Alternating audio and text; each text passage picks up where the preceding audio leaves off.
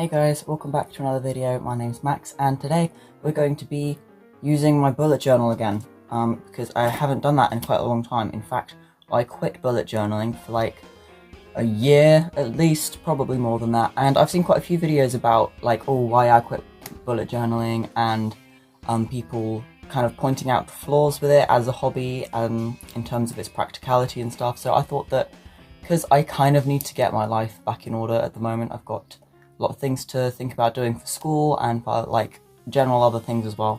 So I thought I would start doing it again, but in a very sort of condensed and practical way. So today we're only going to be doing 3 pages, and they're like the 3 kind of most important things that I feel I need to keep on top of. So if you're looking to kind of change your approach to bullet journaling or start again after quitting for a long time, then this will probably be a helpful video for you. I'm going to be explaining kind of my thoughts behind it and some other ideas of pages that you can do that are just kind of the core necessary ones. So the first page that we're going to be doing is in a similar style to a sort of mood tracking page, which is quite a popular page that most people will have in their bullet journal. It's not though. I have a kind of year in pixels thing that is separate to my bullet journal that I'm kind of keeping track of. This instead is more of a kind of progress kind of tracker for like to-do lists and stuff. So say you do like 5 things on your to-do list, then you get like 5 points or something for that day, and that will correspond to a color that you use to color in a certain part of the like tracker, I guess.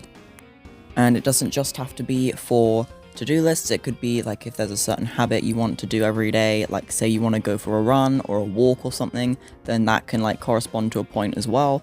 And it's basically just to kind of help you to stay motivated to keep on top of both your tasks and anything else that you're trying to like accomplish on a daily basis.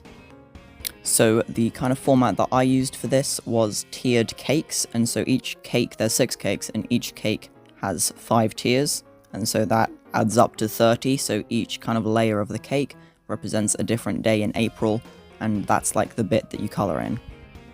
And at the bottom I included a key with many different colours, each one representing a different number of like tasks or habits completed, and I had them in a kind of rainbow order, with red being like the least amount and then purple being the most amount. And this is the most complex design that I'm doing today. It is a little bit more kind of decadent than practicality would suggest, but it doesn't have like a fancy background or any kind of nonsense like that, and it only really took me 30 minutes to draw. And on the other side of this page, I'm making a kind of project log, so all the kind of larger tasks that I need to get done within the month. So that's like things for school, things for YouTube, things for just sort of life in general that I need to get done. And then these things will be split up into more smaller kind of bites in my just sort of general daily to-do lists later on in the book. And as you can see, the sunlight is encroaching, so for the next page we moved to the other room. And this is like a savings, or more of a, not really a savings tracker, more of a kind of money general tracker. And this is a very simple way to like track this idea, because it's basically just circles in a jar shape, so that was very quick to draw. So on one side I have the jar itself, and then on the other page I've got the key of what each color means. Currently I don't have a job because I'm at school most of the time. So being about income, I guess it's more about kind of smaller things I can do, like putting clothes on Vinted, or putting designs on Redbubble, or getting paid for like tutoring. I do maths tutoring, and other smaller things like that. And I kept the key page very simple. It was just all the circles and then said key in the middle, and it just had a title, and there was no background, no like extra drawing or doodles or anything like that.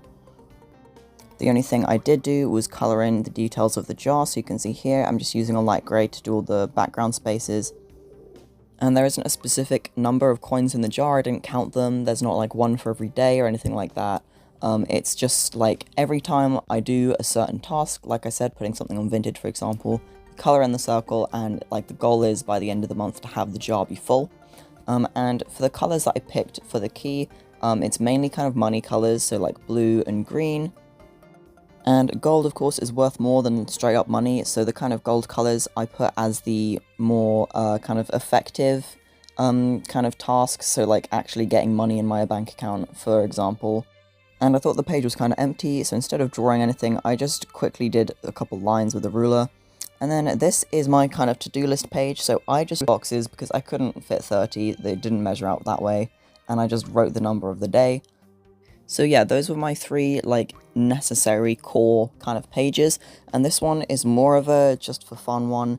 This one isn't really a crucial thing to my life that I need to stay on top of, and if I don't end up filling this in every day, I'm not going to put pressure on myself to do that, because it doesn't really matter, but this is kind of like a dream tracker, because I have a lot of dreams, and so I drew a dream catcher over here, and it's kind of wonky looking, it's not perfect. I was trying to do it quickly, because this isn't something I want to spend lots of time on, and each kind of component, it's kind of difficult to see what the components are, but each component is a different color when you'd fill it in, and each color represents a different kind of dream. So there are 10 kind of strings hanging down from it, and each string has a set of beads and also a feather, so that makes up for 20 of the days. And in the center there is 8 kind of bead lines. I don't know, I've never made a dream catcher, I don't know what they're called. And then the 2 halves of the bigger circles over the top of that, though that counts for the other 10 days, so it all adds up to 30.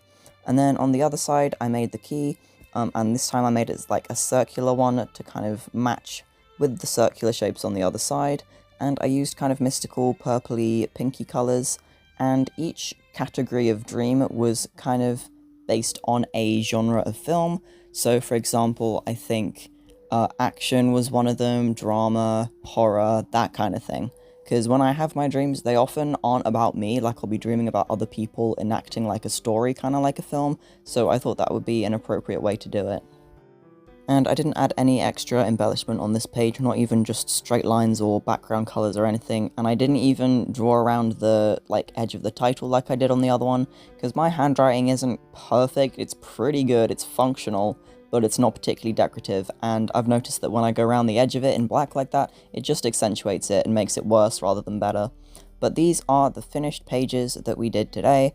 I hope you found the video useful. Let me know if you have any kind of crucial, necessary pages that you always have in your bullet journal, and I hope to see you next time. Bye.